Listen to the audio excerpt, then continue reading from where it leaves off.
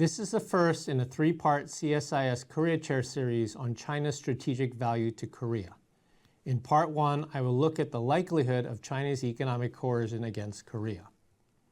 South Korean President Lee Jae-myung provided a regal welcome to Chinese President Xi Jinping on the sidelines of the APEC summit in early November. This was Xi's first state visit to Korea in 11 years.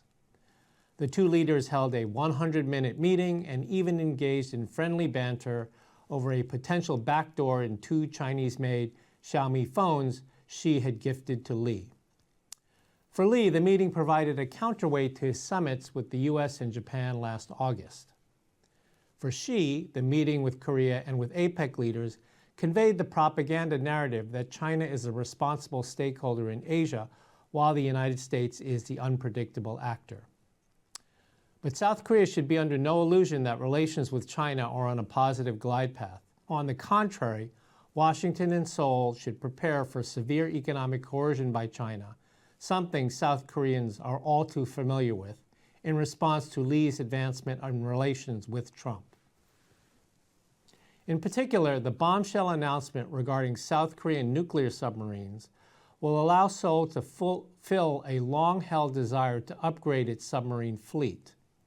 Many details remain forthcoming, but such capabilities could be used to track not just North Korean but also Chinese subs. This news did not blow up the Lee-Xi meeting because a tightly scripted Chinese leader was unprepared for the surprise announcement.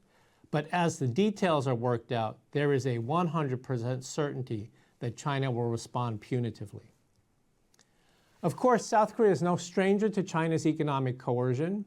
In 2016-2017, after the U.S. emplacement of a terminal high-altitude area defense battery in Seongju, Korea, for better defenses against North Korean ballistic missiles, China imposed massive sanctions against Korean businesses, entertainment, cosmetics, and tourism industries, with estimates of up to $15 billion in lost revenue. Chinese economic coercion against Korea did not end then. In October 2021, China stopped suddenly the supply of urea to Korea, ostensibly to stabilize domestic prices and supply. Urea is used primarily in Korea as diesel exhaust fuel to reduce emissions in vehicles and also as a fertilizer. The Chinese sanction caused panic buying and widespread logistical and supply chain disruptions in Korea.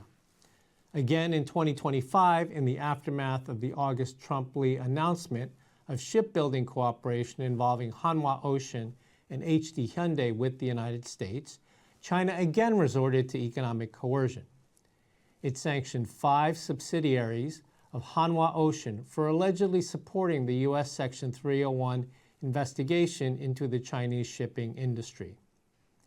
This time, Beijing could go after Korean companies operating in China again, or it might sanction rare earth minerals.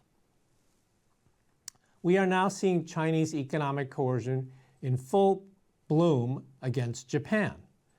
Japanese Prime Minister Takaichi's comments on November 7th suggesting Japan would come to the defense of Taiwan to respond to a Chinese blockade or a seizure of Taiwan elicited massive Chinese retaliation. The Chinese government has responded with economic coercion of all types, including the blocking of Chinese students and tourists from going to Japan, the canceling of Japanese concerts, cultural exchanges, and film screenings, and it has suspended all seafood imports from Japan. Some initial estimates put the economic loss at between $11 to $14 billion annually. Chinese economic coercion against Korea is now only a matter of when, not why.